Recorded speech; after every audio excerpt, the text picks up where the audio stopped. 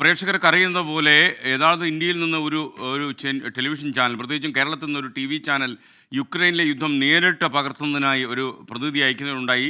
ബൈജു കൊട്ടാരക്കര യുക്രൈനിലൂടെ ഒരു പര്യടനം തന്നെ നടത്തി. യുദ്ധത്തിൻ്റെ വെറിപിടിച്ച മുഖങ്ങൾ ഒരുപാട് ബൈജു കൊട്ടാരക്കര കണ്ടു. തകർന്നടിയുന്ന കെട്ടിടങ്ങൾ, കൺമുൻപിൽ വീരുന്ന മിസൈലുകൾ, ബോംബുകൾ, ഇതെല്ലാം തന്നെ യഥാർത്ഥത്തിൽ ബങ്കറുകളിലേക്ക് അഭയം പ്രാപിച്ച നിമിഷങ്ങൾ. അങ്ങനെ ഒരുപാട് കൊടിയ അപകടങ്ങൾ താണ്ടി നമുക്ക് വേണ്ടി ബൈജു കൊട്ടാരക്കര ഉക്രൈൻ്റെ വിവിധ ഭാഗങ്ങളിൽ നിന്ന്, കാർക്കീവ് പോലെ യുദ്ധം കൊടുമ്പിരിക്കൊള്ളുന്ന മേഖലകൾ നമുക്ക് വേണ്ടി റിപ്പോർട്ട് ചെയ്തു. ഇപ്പോൾ ബൈജു കൊട്ടാരക്കര ഈ യുക്രൈൻ യുദ്ധം 3-ാം കൊല്ലത്തിലേക്ക് കടക്കുന്ന വേളയിൽ നമുക്കൊപ്പം തത്സമയം ചേരുകയാണ് ടെലിഫോൺ ലൈനിൽ. Good morning Baiju Kottarakkara.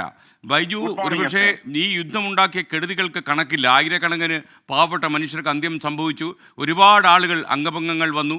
അങ്ങനെ ഒരുപക്ഷെ കൊടിയ ദുരിതങ്ങൾ നേരിട്ട് കണ്ട ഒരാളെന്ന നിലയിൽ യുക്രൈൻ യുദ്ധം 3-ാം വർഷത്തിലേക്ക് കടക്കുന്നു എന്ന് വരുമ്പോൾ ബൈജു കൊട്ടാരക്കരയുടെ മനസ്സിൽ എന്താണ്, അവിടെ യാത്ര ചെയ്ത ആളെന്ന നിലയിൽ? തീർച്ചയായിട്ടും അതൊരു കൊടിയ യാതനയുടെ ആ കാലങ്ങളാണ് യുക്രൈനിൽ നടന്നുകൊണ്ടിരിക്കുന്നത്. അന്നും ഇന്നും ഇപ്പോഴും ഞാൻ ഈ കണ്ട കാര്യങ്ങളൊക്കെ പറഞ്ഞു കഴിഞ്ഞാൽ യുക്രൈൻ ജനത അനുഭവിക്കുന്ന തീരാ ദുഃഖം, അവരുടെ മനസ്സ് പോലും മരവിച്ചിരിക്കുന്ന ഒരവസ്ഥയിലാണ്. അവസാന കാലഘട്ടങ്ങളിലൊക്കെ ഞാൻ അവിടെ ഉണ്ടായിരുന്ന സമയത്തും ഒക്കെ അവിടുത്തെ പട്ടാളക്കാരും അവിടുത്തെ സാധാരണ ജനങ്ങളും ഒക്കെ അവരുടെ മനസ്സിൽ എന്തോ അവരുടെ മനസ്സിൽ പകയല്ല, പക്ഷേ ജീവിക്കണോ മരിക്കണോ എന്ന് തീരുമാനിച്ച് നടക്കുന്ന ചില ആളുകൾ മാത്രമാണ്. 18 വയസ്സിന് മുകളിലുള്ള ആളുകളെ മുഴുവൻ പട്ടാളത്തിലേക്ക് ചേർക്കുന്നു. എവിടെ തിരിഞ്ഞു നോക്കിയാലും തകർന്നടിഞ്ഞ കെട്ടിടങ്ങള്, അതേപോലെ തകർന്നടിഞ്ഞ കൃഷിയിടങ്ങള്, ശവപ്പറമ്പുകളിലേക്ക് മണിക്കൂറുകൾ കൂടുന്തോറും ബോഡികൾ വന്നുകൊണ്ടിരിക്കുന്ന സ്ഥലങ്ങള്. എല്ലാ ദിവസവും രാത്രിയിൽ, നമ്മളൊന്നും വാർത്തകളിൽ ഇവിടെ കാണാത്തതുപോലെ തന്നെ എല്ലാ ദിവസവും രാത്രിയിൽ ബോംബിങ് നടക്കുന്നു.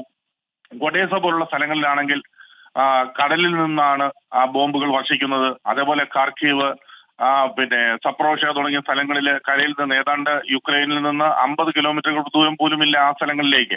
അവിടെ നിന്ന് പിന്നെ എല്ലാ ദിവസവും മിസൈലുകൾ വർഷിക്കുന്നു. ആളുകൾ നിരവധി മരിക്കുന്നു. ഇതിന്റെ ഒന്നും വാർത്തകളൊന്നും പുറലോകം സത്യത്തിൽ അറിയുന്നില്ല. ഈ ജനങ്ങൾ ജീവിക്കുന്നത് തന്നെ നമ്മുടെ ചാനലിൽ തന്നെ നമ്മൾ പല പ്രാവശ്യം കാണിച്ചു. SKN എന്ന് പറഞ്ഞതുപോലെ ഈ റൊട്ടിക്ക് വേണ്ടി ക്യൂ നിൽക്കുന്ന ജനങ്ങൾ, അതായത് ഒരു റൊട്ടിയാണ് 4 റൊട്ടിയാണ് ഒരാഴ്ചയിൽ അവർക്ക് കൊടുക്കുന്നത്, 4 ദിവസമായിട്ട്. ഈ റൊട്ടിയും വാങ്ങിക്കൊണ്ടു പോകുന്ന കുഞ്ഞുങ്ങൾ, പിന്നെ വൃദ്ധ ദമ്പതികൾ, അവർക്ക് കിടക്കാൻ സ്ഥലമില്ല, ബങ്കറുകളിൽ അഭയം തരാൻ അവർക്ക് സ്ഥലമില്ല. ഇങ്ങനെയൊക്കെയുള്ളൊരു ദുരിത കാഴ്ചയാണ് അവിടെ കാണാൻ പറ്റിയത്. പല ദിവസങ്ങളിൽ ഈ റിപ്പോർട്ട് ചെയ്യാൻ പോയ ഞാൻ പോലും സത്യത്തിൽ ആഹാരം കഴിക്കാതിരുന്ന ദിവസങ്ങളുണ്ട്. ആഹാരം കഴിക്കാന്ന് പറഞ്ഞാൽ ആഹാരം ചില സമയം കിട്ടാഞ്ഞിട്ടല്ല, അവിടുത്തെ ചില ദുരിതങ്ങൾ. ഈ കുഞ്ഞുങ്ങൾ പോലും വിശന്ന് വലഞ്ഞ് അവിടെ ക്യൂ നിൽക്കുമ്പോൾ ആഹാരം നമുക്ക് പോലും കഴിക്കാൻ പറ്റാത്ത ഒരവസ്ഥ. അത്രയും കൊടിയ ദുരിതങ്ങളാണ് ആ ജനത അനുഭവിച്ചുകൊണ്ടിരിക്കുന്നത്. പക്ഷേ അവിടുത്തെ ചെറുപ്പക്കാരുടെയൊക്കെ മനസ്സിൽ ഒരു വാശിയുണ്ട്. അതായത് ഈ പട്ടാളത്തിൽ പോകുമ്പോൾ അവർക്കറിയാം അവർ തിരിച്ചു വരില്ല എന്നവർക്കറിയാം. പല ആളുകൾക്കും ഈ തിരിച്ചു വരില്ല എന്നറിഞ്ഞുകൊണ്ടും അവർ യുദ്ധമുഖത്തേക്ക്, ഇപ്പൊ ക്രീമിയയിലാണെങ്കിലും മരിയോപോൾ എന്ന് പറയുന്ന സ്ഥലത്തേക്ക്, അവിടെ മരിയോപോളും ക്രീമിയയും ഒക്കെ റഷ്യ പിടിച്ചെടുത്ത സ്ഥലങ്ങളാണ്.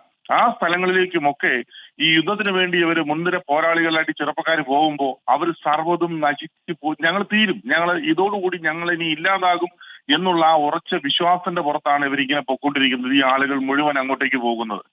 അതുപോലെ നമ്മുടെ ചാനലിൽ നിന്ന് കാണിച്ചിരുന്നു, അവിടെ ഒരു സിസ്റ്ററിന്റെ ഒരു സംഗതി ഞാൻ കാണിച്ചിരുന്നു. Okay, thank you Baiju Kottarakkara. യഥാർത്ഥത്തിൽ യുക്രൈനിലെ പല സ്ഥലങ്ങളിലും, പ്രത്യേകിച്ച് ദുരന്തം അശനിപാതം പോലെ പെയ്തിറങ്ങിയ ഒരുപാട് മേഖലകളിൽ നിന്ന് ബൈജു കൊട്ടാരക്കര 24-ന് വേണ്ടി റിപ്പോർട്ട് ചെയ്തിരുന്നു. ആ ദൃശ്യങ്ങളൊക്കെ പ്രേക്ഷകരെ അമ്പരപ്പിക്കുകയും ചെയ്തിരുന്നു. ഈ 3-ാം വർഷത്തിലേക്ക് ഇത് കടക്കുമ്പോൾ നമ്മളതൊക്കെ അറിയാതെ ഓർമ്മിച്ചു പോകുന്നു.